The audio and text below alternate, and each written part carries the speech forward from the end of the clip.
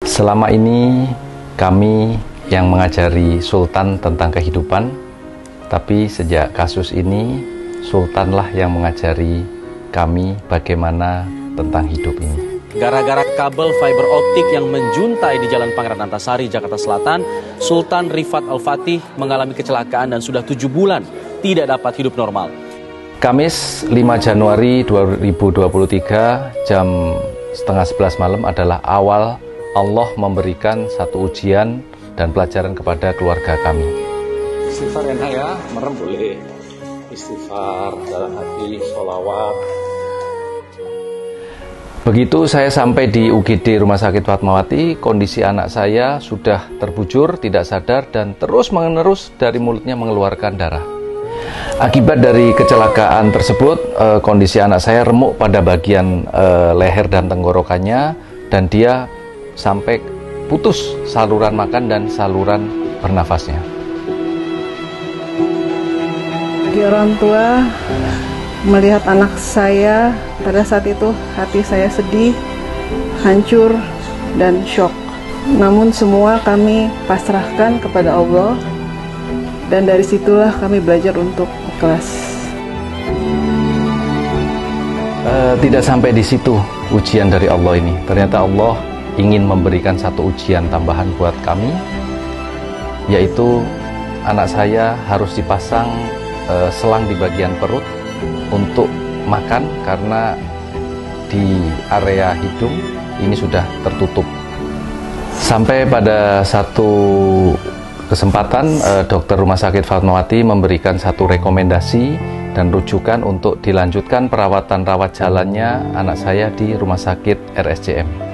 Kami melihat kondisi anak saya belum juga membaik. Kami juga sempat diskusi dengan dokter yang merawat anak saya, Dr. Ezi di RSCM, dan hasil daripada endoskopi yang dilakukan RSCM itu disampaikan bahwa anak saya kemungkinan akan menjadi cacat permanen, khususnya dari nafas yang harus di area tracheostomi di leher dan juga kehilangan pita suaranya.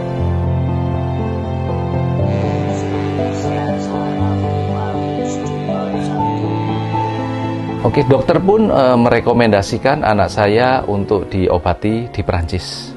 Begitu dengar Perancis, yang terfikir oleh kami adalah biayanya dari mana. Otomatis kami hanya terfikir rumah inilah yang saya akan siapkan untuk anak saya. Namanya anak, rumah ini langsung saya iklankan untuk biaya pengobatan anak saya.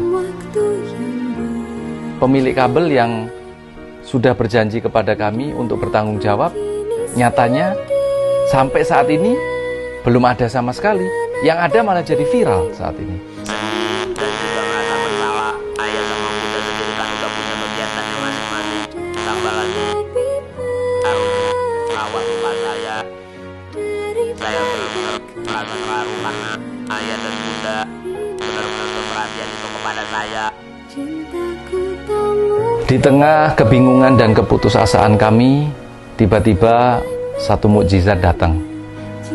Pagi hari Kamis, ada tim dari kepolisian datang ke rumah kami atas perintah Pak Kapolri untuk merawat anak kami di Rumah Sakit Polri Kramat Jati.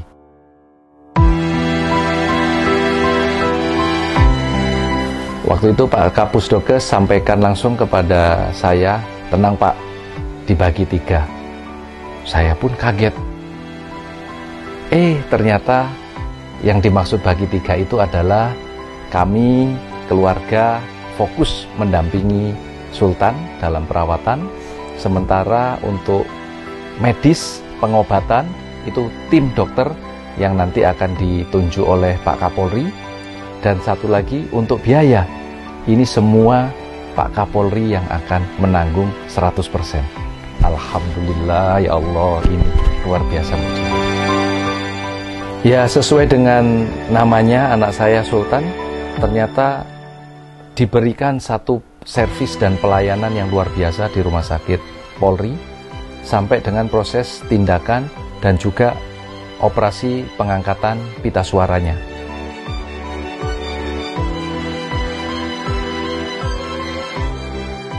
Alhamdulillah setelah 117 hari anak kami dirawat di Rumah Sakit Polri, akhirnya dia bisa normal kembali, bisa makan dan minum melalui mulut dan sudah sembuh, bisa beraktivitas kembali.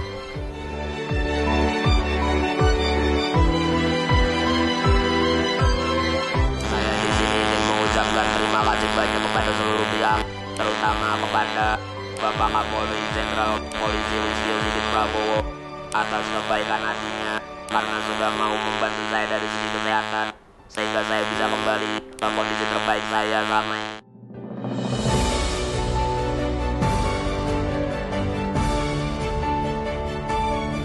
Dengan kebaikan hati dari Bapak Kapolri, kami dan kita semua pastinya akan belajar betapa pentingnya arti dan rasa kemanusiaan itu. Terima kasih banyak Pak.